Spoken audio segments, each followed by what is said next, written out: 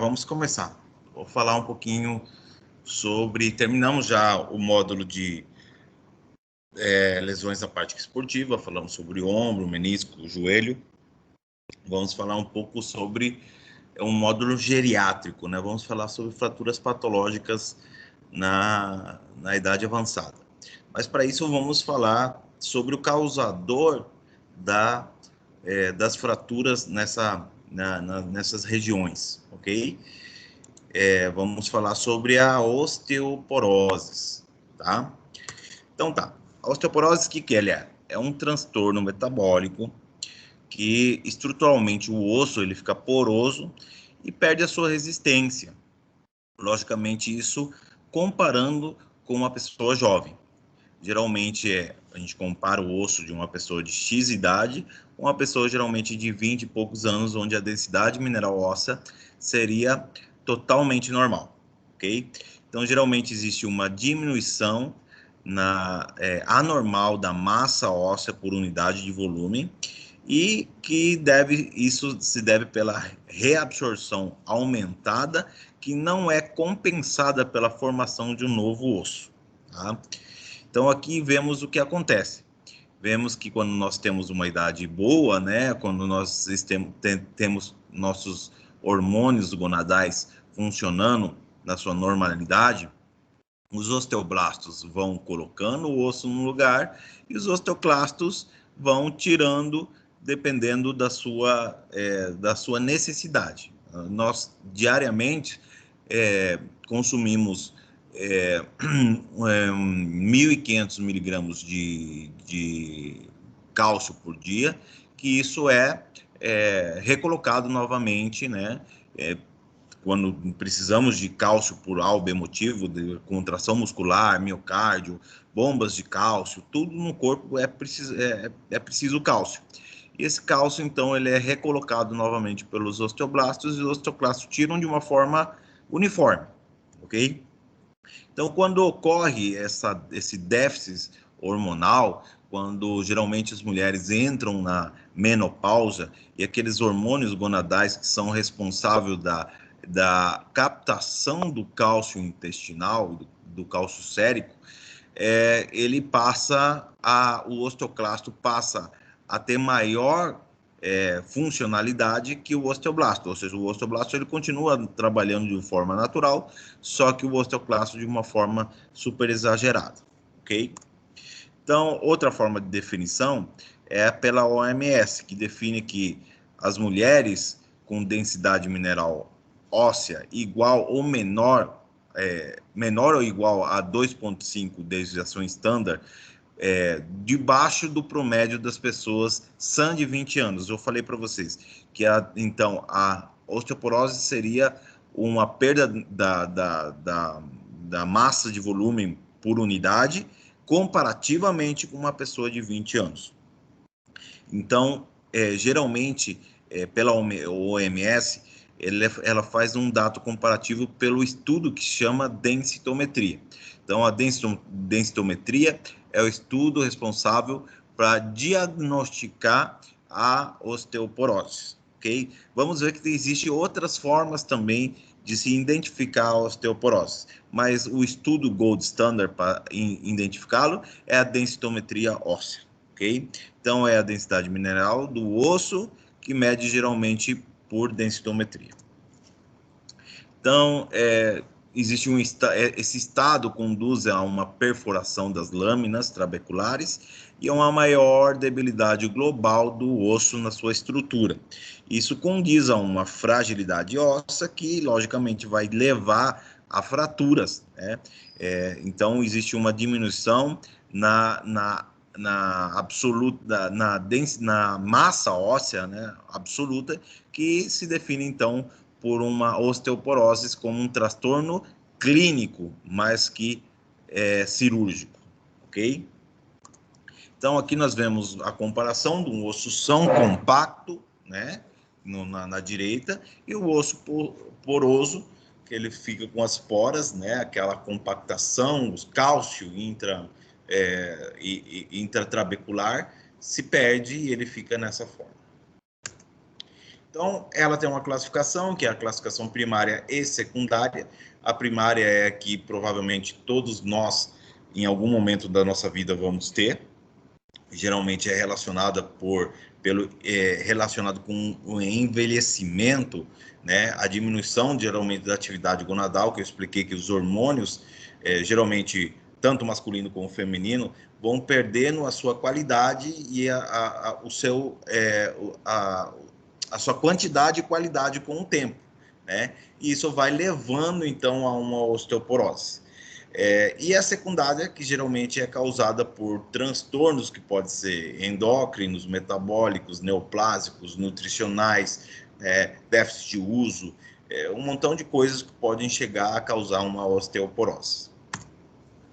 Então, eu vou falar sobre a osteoporose primária, que ela deve, então, ao aumento da reabsorção, ou seja, os osteoclastos estão trabalhando a 1000, né? Existe uma queda dos estrógenos que elimina um dos freios naturais da atividade osteoclástica. Ou seja, o osteoclasto que se trabalha de uma forma natural, sem aqueles estrógenos, ele começa a funcionar de uma forma exagerada, reabsorvendo o cálcio do osso de uma forma exagerada. Então, isso vai conduzir a uma insuficiência esquelética com alguns signos que eu vou comentar daqui a pouco. Tá? Quais são os fatores de risco? Primeiro, a raça. A raça branca ela tem muito mais predisposição a ter que a raça negra. Existe uma carga genética, geralmente com pessoas que têm antecedentes familiares de osteoporose precoce, né, que ainda está com a sua atividade gonadal normal e tem osteoporose, ok? A outra é a constituição astênica, ou seja, quanto mais graxa nós temos, quanto mais gordura nós temos, a gordura ela atua como uma gônada, né? Como um sistema gonadal. E ele vai liberar um hormônio que se chama estradiol, que compete com os hormônios naturais do corpo, evitando então aí os hormônios que são responsáveis daquela atividade osteoclástica normal. E acelerando então essa atividade osteoclástica. Tá? Outro fator de risco é a menopausa prematura, de repente por algum A ou B motivo, um problema hormonal ou um problema cirúrgico, inclusive, né, uma esterectomia por alguma coisa, né, uma esterectomia precoce, né, o abuso de tabaquismo, de abuso de álcool, a ingesta baixa de cálcio, que ela é muito discutida, porque se você se alimenta relativamente bem, o osso não tem por que sofrer tanta fragilidade, ok? E o cálcio, ele está em muita comida, em muitos alimentos, tá? Não só leite ou derivado de lácteos, né? Não é queijo só, ele está também em carnes mesmo, ele está em certas verduras, legumes, tá? Então, se você se alimenta bem diariamente, não precisa tomar um suplemento alimentar para isso, ok? Bom, então quando existem esses câmbios ósseos fisiológicos relacionados com a idade, que são exagerados e se associam a uma insuficiência esquelética, a gente já começa a dizer que esse osso entrou numa situação patológica, que ele pode levar a uma fratura. Então, nós dizemos que é uma fratura patológica, ok? Então, esse grupo se descreve geralmente por osteoporose menopáusica ou involutiva e a senil. São os três tipos de osteoporose primária: osteoporose menopáusica, osteoporose involutiva e a senil. Então, esse aqui é o estudo de densitometria, que é o estudo que nós podemos identificar a osteoporose, né? Ela pode ser leve, moderada ou grave. Geralmente, os ossos que são estudados na densitometria é o fêmur proximal, a coluna dorso-lumbar e o punho, o rádio distal. São os três ossos que são estudados com a densitometria e com ele a gente calcula a densidade mineral óssea comparando com uma pessoa de 20 anos, ok? E aí, se ela está por menos de 2,5 desviação standard, nós dizemos então que ela é uma osteoporose grave. Então, a osteoporose pós-menopáusica ou involutiva geralmente é depois que a mulher entra na menopausa, ou seja, antes da menopausa, a mulher perde massa óssea 0,3% por cada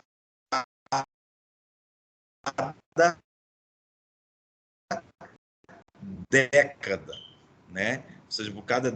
Uma vez que ela chega e entra na menopausa, ela 3% ao ano de matéria óssea, ou seja, de cálcio no osso. Tá? Então, ele vai perdendo de uma forma exponencial uma vez que chega na menopausa. Então, quais são as manifestações clínicas? Geralmente, a osteoporose é indolora. Ela não...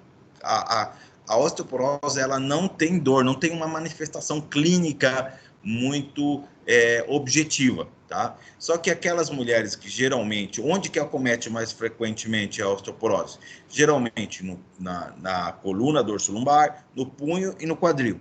Então, as mulheres podem, ou as pessoas que chegam a uma certa idade, né, ou entraram na menopausa, 5, 6 anos depois da menopausa, começam a sentir dores a nível da coluna dorso-lombar. Geralmente confundem com má postura, confundem inclusive com colchão que está ruim ou que dormiu numa posição viciosa, né? Mas é isso aí. Geralmente são queixas a nível da coluna dorso-lombar. Logicamente, o que acontece aí? Como se perde a densidade óssea, ele vai tendo, como é uma estrutura de sustentação do corpo, ele vai ocorrendo microfraturas. Essas microfraturas é o que vai causar dor no paciente, ou seja, não que a osteoporose cause dor, mas sim a consequência de ter osteoporose vai gerar dor no paciente, que seria as fraturas que vai ocorrendo nessa região dorso-lumbar. Geralmente ele vai acometendo fraturas em forma de cunha. Tá? Com o tempo, o corpo, que é geralmente cilíndrico, quadrado, né, retangular, ele vai virando, vai encunhando, vai ficando meio triangular. Tá? E radiograficamente, nós podemos identificar isso facilmente. Tá?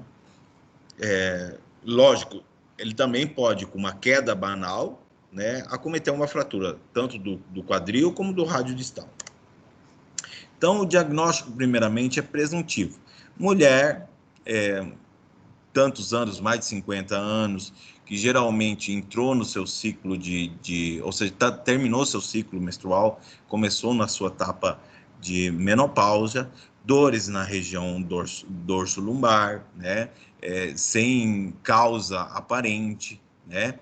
Caucásica, que não se alimenta bem, ou ela tem algum vício como o tabagismo ou alcoolismo, ela não se expõe muito ao sol. Então, essa mulher, ou seja, essa pessoa, essa paciente, nós estamos, então, presumindo que pode ter uma osteoporose, tá?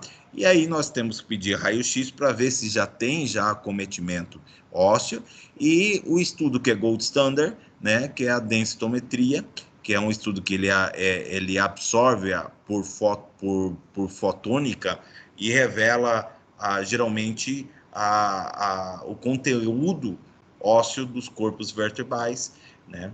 Então, a densitometria é o que faz o diagnóstico. Nas provas de laboratório, se eu pedir, por exemplo, uma calcemia, calcular a calcemia, geralmente esses pacientes vão estar normocalcêmicos, não vão estar nem hipo nem hiper, tá? Por quê? Porque geralmente esse cálcio que ele é retirado do osso e jogado no sangue, né? Ele é utilizado normalmente e o excesso ele é excretado pelo rim, ok? Então, qual seria a prevenção desse paciente? Nós identificamos, então, aquela paciente, identificamos fatores de risco, né? E vemos que a gente pode fazer para evitar que ela entre numa menopausa muito grave e evitar, logicamente, uma fratura patológica nesse paciente. Primeiro, a dieta, né? Nós temos que dizer que essa paciente tem que comer suficientemente cálcio, que seria 1.500 miligramas diário de cálcio. Se ela come, se ela se alimenta bem, não precisa então de uma pastilha de calcitran, por exemplo, tá? Por isso é importante a anamnese e perguntar bem a alimentação dessa pessoa. Logicamente, quanto melhor é o estado físico dessa pessoa, melhor seria, então, a condensação naquele osso. Então, se ele pratica atividade física, se expõe à luz solar, ela tem menos possibilidade de padecer de osteoporose. É lógico, se ela é tabagista ou consome em excesso álcool, também seria um fator predisponente, tá? E aquelas pessoas que você já fez a densitometria, já tem fator de risco e identificou uma osteoporose, o ideal é tratar de forma medicamentosa. E aí encontramos os bifosfanatos. Os bifosfanatos são medicamentos que aceleram a captação e melhoram o desempenho no depósito do cálcio, ou seja, na atividade osteoblástica do osso. Tá? E existem vários no mercado, existem alguns que se tomam por forma parenteral, outros por forma semanal, outros por forma mensual, né? O único problema é que a absorção desse tipo de medicamento é muito ruim, tá? Geralmente se toma uma vez, né? Por mês, por exemplo, o ibandronato de 150, se toma uma vez por mês, a pessoa tem que tomar em total jejum, ou seja, se levantou, é o único remédio que tem que tomar. Geralmente se toma com 2 ou 3 copos com água, né? Tem que se manter sentada ou em pé, né? Mas não deitada, e tem que esperar mais ou menos 40 minutos, inclusive 1 hora, para fazer o desjejum ou tomar outro tipo de alimento ou outro tipo de medicamento, tá? Então são medicamentos meio chatos aí para ser absorvidos, né? Eles têm muito pobre absorção, por isso se faz essa indicação da toma desse medicamento, ok? Em algumas mulheres que estão entrando no processo de menopausa, pode ser feito a substituição hormonal. Só que isso aí é muito controvertido. Alguns estudos também demonstram que as mulheres que fazem substituição hormonal têm a tendência de ter alguns tumores na parte genital, ok? Bom, então aqui, comentando um pouquinho, na 7ª ou 8ª década de vida, tanto a mulher como o homem têm a mesma perda da massa óssea, que é mais ou menos aproximadamente 0,5 por ano, tá? Então, chegando nessa idade, ou seja, o homem vai perdendo mais lentamente, porque a atividade gonadal ainda está presente. Mas lá pelos 70, 80 anos, ele vai ter a mesma perda óssea que uma mulher da mesma idade. Então, não é uma patologia exclusivamente das mulheres. O homem também padece, mas com uma idade um pouco mais avançada.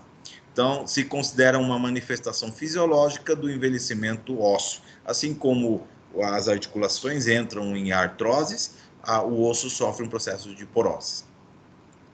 Em algumas pessoas, a perda óssea chega num ponto que produzem fraturas por traumatismo muito leves. Por exemplo, tossir.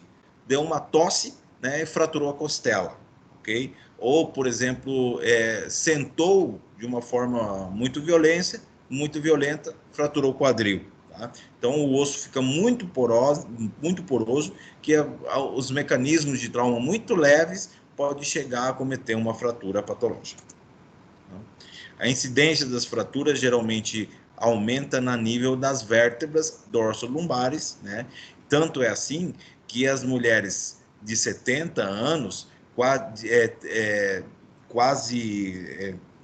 1/3 delas, 30% das mulheres caucásicas, têm fraturas na região dorsolombar e nem sabem disso, tá? Isso pode ser identificado com raio-x em mulheres a partir dos 70 anos.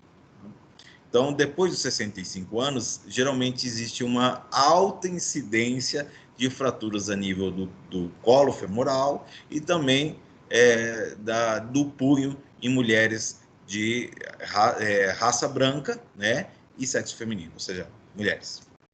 Tá? Então, quais são os fatores de risco? Primeiro, perda óssea menopáusica prolongada, ou seja, aquela mulher que entrou numa menopausa precoce, né? Elevadas incidências de doenças crônicas, como Cushing, hipotiroidismo, né? Algumas doenças metabólicas, inclusive a diabetes, pode estar relacionado com a osteoporose. Insuficiências renais, né? Pela suprarrenal, né? Atrofia musculares, vimos que a musculatura é fundamental para que para que possa a atividade osteoclástica ser menor que a normal, né? A anormal. Déficit de alimentação, essas pessoas que não se alimentam bem, ou seja, não se alimentam suficientemente com cálcio, ou inclusive abusam com certos alimentos que competem com cálcio, que é, por exemplo, os refrigerantes, que tem muitas substâncias que competem aí com o cálcio, ok? A falta de exposição solar, maior tendência, então, as pessoas maiores, geralmente elas têm um desequilíbrio e têm, então, a maior predisposição a ter quedas e fraturas. Tá? E déficit, logicamente, de vitamina D, que também é muito discutido. Nós vivemos em um país tropical, com muita luz, abundante luz solar, mas temos uma população cada vez com mais carência de vitamina D3. Deve ser pela falta de exposição, porque cada vez nós ficamos mais em escritórios, nos protegemos mais contra o sol, e isso pode ser um fator preditivo, tá? Então, quais são as manifestações clínicas? Eu falei que é uma doença que não tem dor, né? Só que aquelas mulheres que geralmente chegam a uma certa idade começam a sentir dores na nível da região dorso-lumbar, né? Nós temos que, então, suspeitar, porque isso aqui é uma manifestação clínica, ok? O tratamento, então, se tiver uma fratura, nós temos que, inicialmente, resolver a fratura para logo resolver a osteoporose. Não pode ser feito o tratamento concomitante, ou seja, imagina uma vovozinha, 75 anos, fratura de quadril, eu não vou tratar aquela osteoporose primariamente. Por quê? Porque os bifosfanatos, ele impede a primeira etapa de consolidação, que é a etapa de inflamação.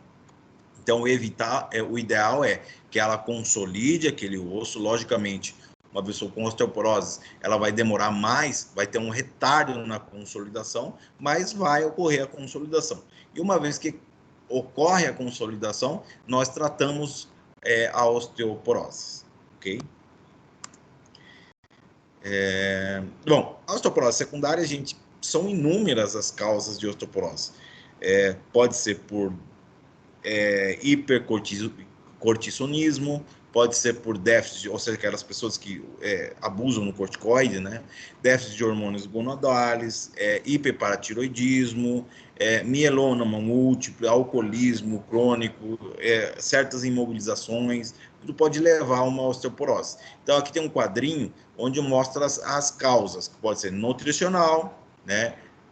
Transtornos endócrinos, induzidas por fármacos, processos malignos, doenças não malignas como artrites reumatoides, espondilites anquilosantes, tuberculose, enfermidades renais, e a idiopática, que é aquela geralmente que é heredada, a osteoporose juvenil, né?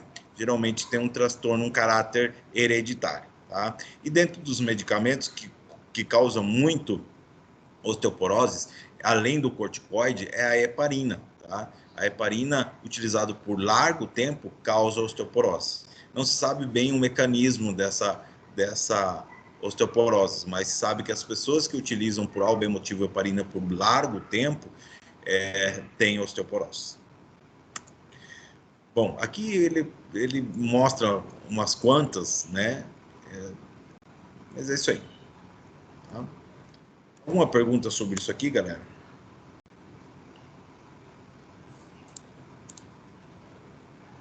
Doutor, Oi. depois de confirmado, por exemplo, um mieloma, um carcinoma, e está realizando quimioterapia, esse tratamento de osteoporose pode ser feito? Não, Pode não ser pode ser. associado? Como que Não, é que não funciona? Se é. tiver uma fratura... Não, se tiver uma fratura, menos. Agora, se ele, geralmente as pessoas que fazem quimioterapia, eles eventualmente tomam também os bifosfonatos para evitar a osteoporose. Agora, se tiver fratura, não.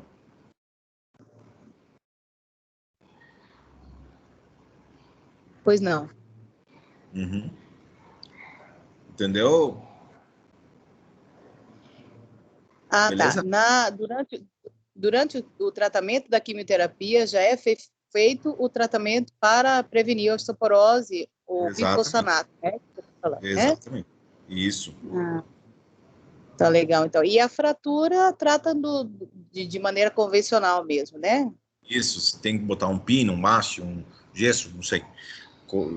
Faz o que tem que fazer, uma vez que ocorre a consolidação, aí sim você pode fazer o tratamento com os bifosfonatos. Tá legal, então. Muito obrigada, doutor. De nada. Inclusive as pessoas que fazem diálise, elas tomam cada tanto os bifosfonatos.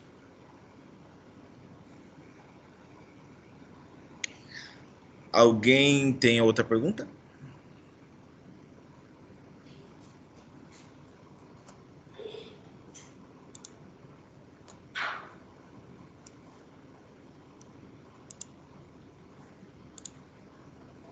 Então, eu vou falar um pouquinho sobre fraturas na região do quadril, tá? Para lembrar, o quadril é a articulação coxofemoral, é a articulação entre a parte do colo, cabeça, trocânteres e o acetábulo, tá? Então, a classificação anatômica das fraturas é assim. Vou botar aqui.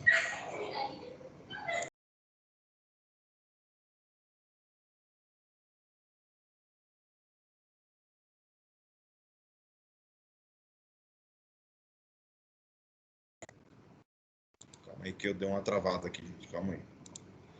Bom, então pode ser nesse nível, que seria a fratura capital. Pode ser aqui, subcapital, por debaixo da cabeça.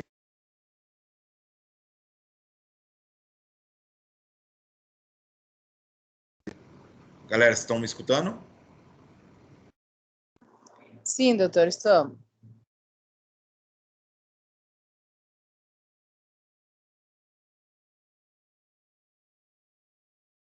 Ficou mudo, doutor.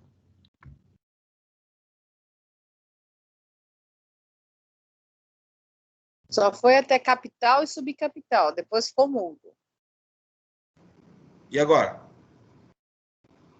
Agora, ok. Bom, capital, subcapital, transcervical, que é entre o colo, né? Transcervical, base cervical, transtrocantérica e subtrocantérica. Essa é a classificação anatômica. Tá? Vamos repetir.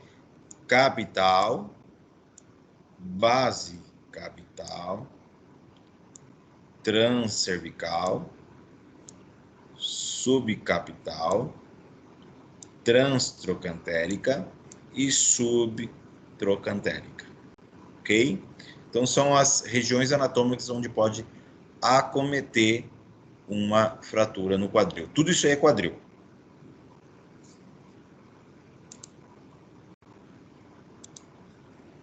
Beleza?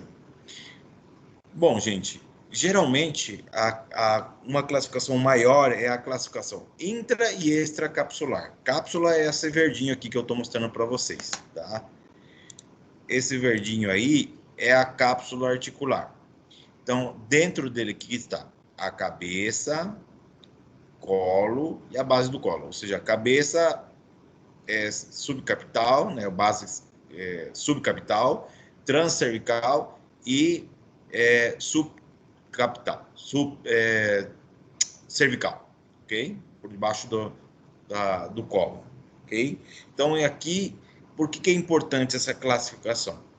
Porque dentro da cápsula articular estão as artérias que nutrem a cabeça do fêmur, que são as circunflexas, artéria circunflexa medial, circunflexa lateral né? E uma artéria que ela vem do ligamento redondo, tá? São pequenas artérias que nutrem essa região.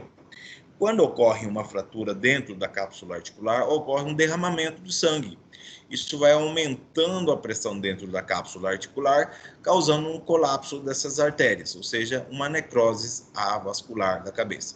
Isso aqui é a complicação maior em pessoas jovens, tá? É a necrose avascular da cabeça femoral. A consequência, geralmente, desse aumento da pressão dentro da cápsula articular. Então, por isso, quando existe uma fratura intracapsular, geralmente, de urgência, nós fazemos uma artrocentese ou uma artrotomia para evitar esse síndrome compartimental dentro dessa cápsula articular, né? E, eventualmente, evitar um colapso dessas artérias, uma necrose avascular, tá? Isso não é ocorrente geralmente em pessoas com idade avançada. Por quê? Porque com a osteoporose, primeiro a densidade óssea se perde muito. O osso ele fica como se fosse um cálice, né? Que ele cabe bastante sangue. Outra, as artérias já estão esclerosadas e provavelmente a consequência da osteoporose é a má perfusão dessas artérias. Então, quando existe uma fratura dentro da cápsula articular, não existe mais esse socorro, esse auxílio de artrotomia ou artrocentese para evitar uma necrose avascular. Estão entendendo aqui, galera? Sim. Beleza, então. Sim, doutor. Beleza. Então, as fraturas dentro da cápsula articular, o que é mais frequente é as fraturas do colo ou as transcervicais. E ela tem uma classificação própria, que geralmente é a classificação de Garden. Ela divide em 4 tipos. A tipo 1 é uma classificação, uma fratura impactada em valgo, tá? Ou seja, o colo está mais para dentro, isso aqui parece um valgo. Vou desenhar ali para vocês entenderem.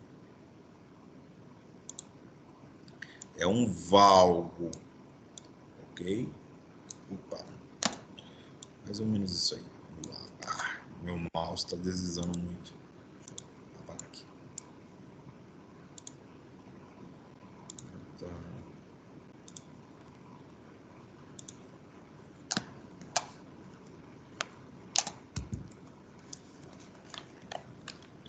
Então, ele seria assim. Um valgo. Ok? O 2, ele é completa, que ele completou, mas ele não está desplazado. Então, seria completa não desplazada. Garden 2. Garden 3, ela é completa, impactada em varo. Que é varo. Varo. E a tipo 4, ela é completamente desplazada. Ok? Se dizia antes que as fraturas tipo 1 e tipo 2 têm melhor pronóstico. Se colocam, inclusive, materiais um pouco menos incruentos, menos violentos. Por exemplo, uns pininhos ou um parafusinho.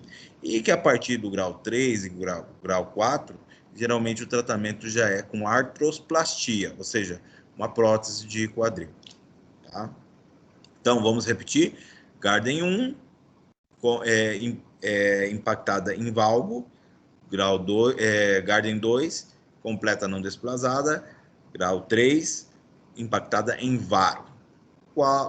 Grau 4, é totalmente desplazada.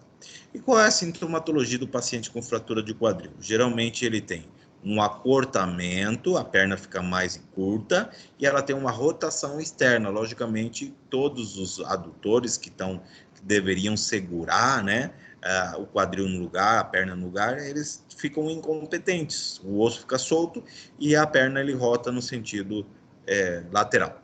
Okay? Então, é acurtamento, rotação externa.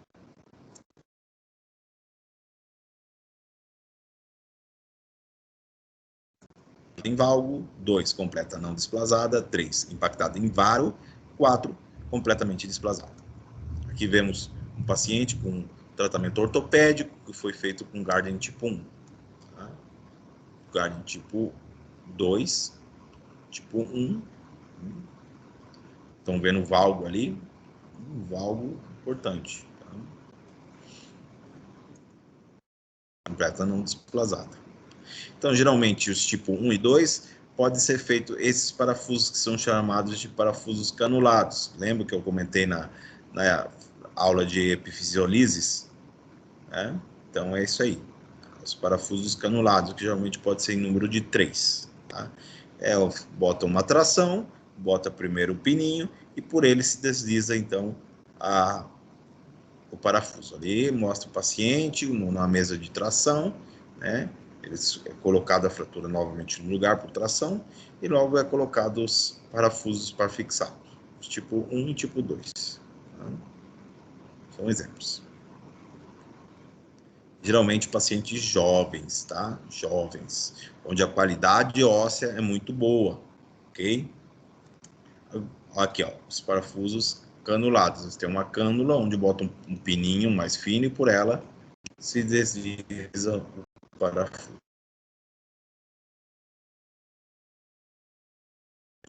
Parafusos, né?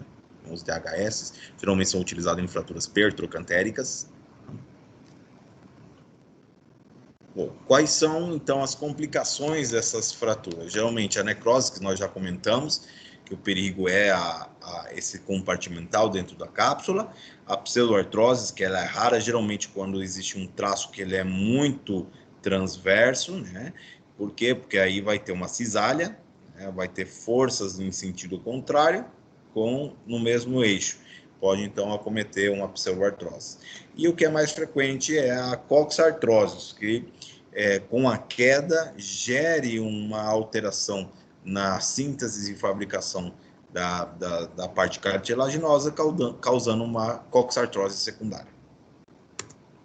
Então, aqui essa seria a mais frequente, doutor? A mais frequente é a coxartrose. Sim, coxartrose. Bom, aqui vemos uma pseudoartrose, né, que é a não consolidação. Geralmente o traço, então, ele é bem transverso, né, de cima para baixo.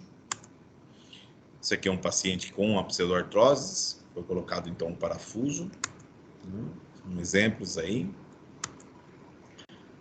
Tratamento cirúrgico. Né. Esse aqui já é um paciente com uma necrose avascular. A necrose, ela não é vista de forma imediata. Tá? Não é que você botou a platina ou operou o paciente e teve aquela interrupção do sangue e você já vai ver a necrose daqui a 1 dia, 2 dias, 1 mês. Ele demora anos para acometer. Então, aquele paciente, inclusive, sai bem da cirurgia, consolida o osso, volta a caminhar, volta a deambular e, de repente, paulatinamente, ele vai sentindo fisgadas a nível da cirurgia, a nível do quadril, que irradia para o joelho. Toda lesão no quadril tem aferência no joelho, né? E você pede o raio-x, você vai ver que aquela forma esférica que estava tudo bonitinho, com o tempo o próprio corpo vai comendo aquele osso que não serve mais em anos. Então vamos entrar no vovozinho. O vovozinho não adianta botar parafuso, seria botar um parafuso numa casca de ovo, né? Imagina, não tem nada para fixar aquele parafuso, não tem qualidade óssea. Então nós oferecemos geralmente próteses. As próteses, elas se dividem em totais e parciais. A prótese parciais é essa que vocês estão vendo aí. A prótese parcial, ela é uma prótese onde só tem o componente femoral, não tem o componente acetabular. Ou seja, a prótese, ela reposa diretamente sobre o acetábulo, o osso do acetábulo, tá? Ela pode se dividir em cementada e não cementada. A cementada, que é a mais utilizada, é a prótese de Thompson. E a prótese não cementada é a de Moore. Para quê? O que é o cemento? Já que o paciente tem uma porose, geralmente ele precisa de uma ajuda, né, para a fixação do material, que nesse caso o implante seria uma prótese, ao osso. Então, a gente utiliza um cemento cirúrgico, que se chama cemento, tá? É um polimetilmetacrilato, é o nome técnico dele. É aquele cementinho que utiliza geralmente os dentistas também para fixar alguma prótese no dente. Então, a gente bota dentro do canal e esse cemento ele faz aderência do material ao osso, tá? Geralmente, a gente utiliza em pacientes com osteoporose grave, tá? E as próteses não cementadas, por exemplo, a de Moore, ela tem essas fenestrações aqui, esses buraquinhos, onde você penetra ele dentro do canal e o próprio osso faz a sua aderência per se, sem necessidade de uma força externa. Estão entendendo aí, galera? Sim, doutor, estou entendendo. Beleza. Então, vamos para a prótese total. A prótese total, ela tem um reemplaço também da parte femoral, ou seja, o colo, cabeça, né? Um vástago que entra dentro do canal endomedular, e também essa copinha que vai fazer parte do acetábulo. Qual é a vantagem e desvantagem? Primeira vantagem é que a durabilidade dessa prótese aqui. Essa primeira prótese, que reposa diretamente ao osso, com o tempo ele vai estressando o fundo acetabular, causando uma fratura no fundo acetabular, inclusive uma protusão da pelvis dessa cabeça. Ou seja, a cabeça entra dentro da pelvis, tá? Aqui ele entra ali dentro da pelvis. Então ele tem uma durabilidade, assim, de uma pessoa que deambula muito, de 5 anos, nada mais. Então, quem que eu vou botar? Naquela vovozinha que deambula muito pouco e o promédio de vida dela é muito curto, né? Uma paciente com muita comorbilidade, né? Que deambula muito pouco, né? Ou que o promédio de vida dela é entre 5 e 6 anos. Bota uma prótese parcial que você está acertando, que é uma cirurgia rápida, fácil de fazer e o tempo de sangrado é mínimo, ok? Agora, um paciente que ele é um pouco mais jovem, tem um promédio de vida um pouco maior, o ideal é colocar essas próteses totais, porque ao não ter contato diretamente com o osso, ele tem uma maior durabilidade. Dura geralmente 15, 20 anos, dependendo da qualidade da prótese. Tem próteses que duram 30, 40 anos, ou seja, você botou e esquece, né? Agora, as próteses que geralmente são mais baratas são essas aqui, são as próteses de polietileno, né, que são de plásticos, e com o tempo, 15, 20 anos, ocorre um desgaste dessa parte acetabular, que com o tempo vai precisar de um reemplaço, de tirar isso aí e colocar uma nova prótese, ok? Bom, as próteses também, a gente pode brincar um pouco com elas, as totais. Elas também podem ser cementadas e não cementadas. Geralmente, as próteses cementadas, elas colocam cemento aqui no vástago, né, que se utilizam em pessoas com osteoporoses graves, né, e cemento na copa acetabular, tá? Então, ele é todo fixado com cemento, tanto aqui na região acetabular como na femoral, ok? As próteses não cementadas geralmente têm fenestrações aqui, para que haja aderência, e dentro da parte acetabular ele tem parafuso. Logicamente, aqui o osso ele tem boa qualidade, tem boa densidade, e os parafusos podem ser amarrados diretamente na pelve, ok?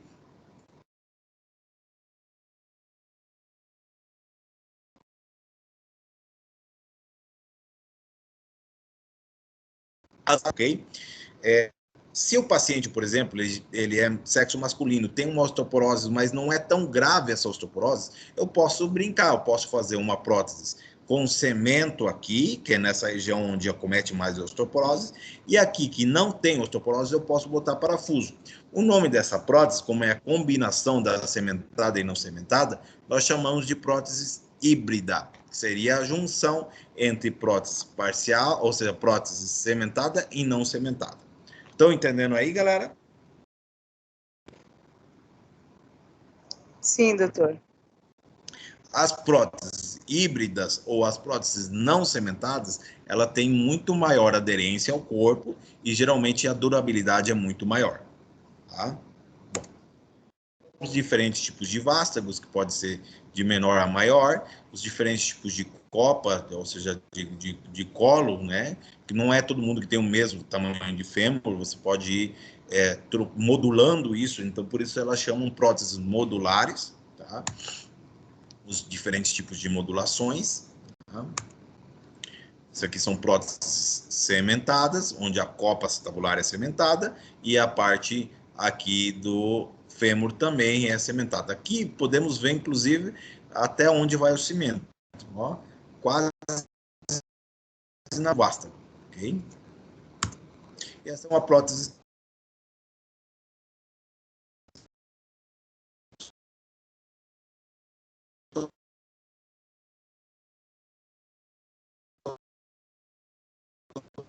total híbrido. Então,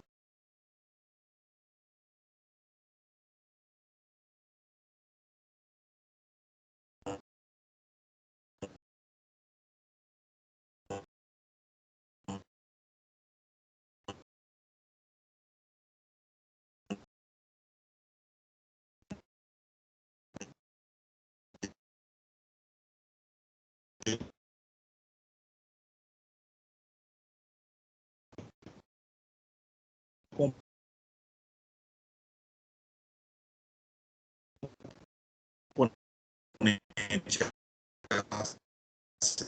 tabular, eles compõem, e a parte femoral são as complicações que podem ocorrer.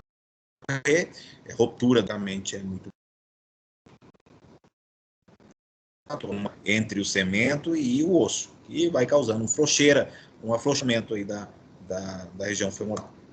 Então aqui vemos as fraturas, as migrações.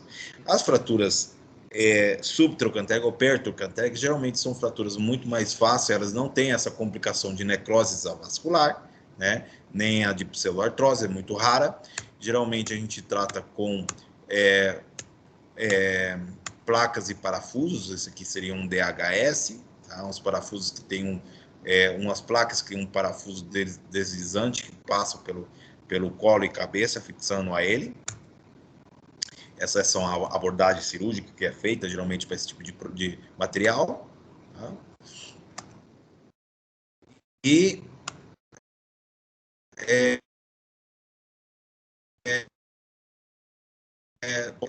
com haste, colocar haste, por exemplo, que tem também o mesmo mecanismo, são hastes que se colocam dentro da cavidade do canal e com um parafuso que ele também desliza por dentro do colo femoral.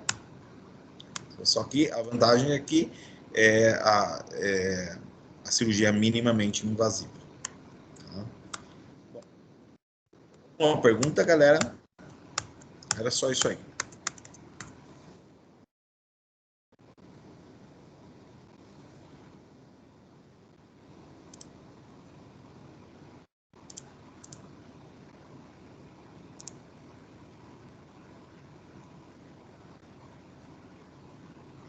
E aí, galera? Alguma pergunta? Tá tudo bem?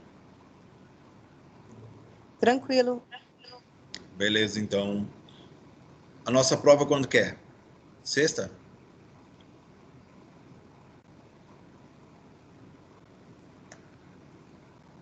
Dia 8 de abril, doutor. Ah, falta muito, então. Não, falta 2 semanas, praticamente.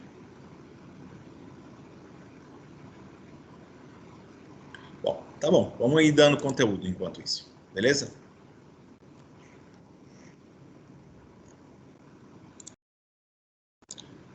Bom, galera, boa noite.